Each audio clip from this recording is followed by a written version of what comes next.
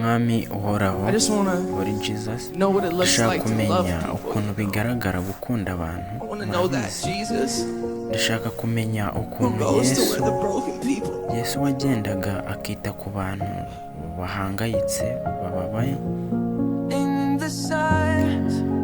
ahantu hatuje. Ijwi ryawe ndaryumva,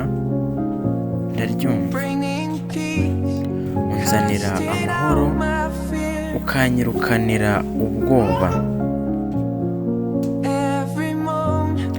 Buri gihe uri impamvu ituma nzamura ibiganza nkagusingiza.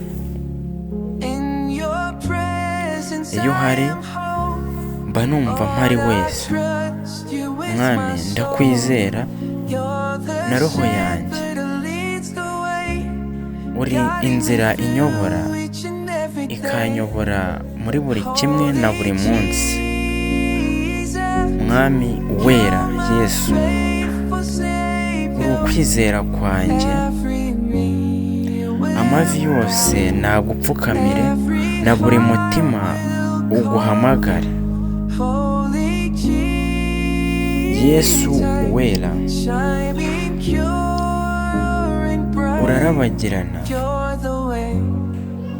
uri inzira y'ukuri, uri urumuri nigeze kubona, uri urumuri mbona. Uri icyizere cyanjye kandi uri intsinzi yanjye, kandi niwe mashimwe yanjye. Nabonye ahantu hanjye kandi hakikijwe n'urukundo rwawe. Iyo uhari nanjye mba mpari wese. Mwami ndakwizera na roho yanjye. Wafashe ibyaha byanjye umanikwa ku giti, uza kuzuka unsiga nera. Mwami Yesu, uri umwami wa byose kandi wa bose. Amavi yose nagupfukamire, n'imitima yose iguhamagare. Yesu uwera, urabagirana ugashashagirana, uri inzira y'ukuri,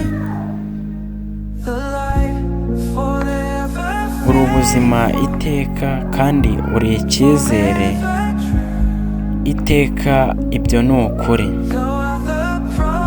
Uri isezerano nabonye bikunyuzeho.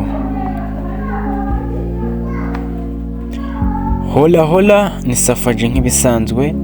This is Holy Jesus, Yesu uwera. Hit like button, subscribe to the channel, share to your friend. Hola turi kumwe.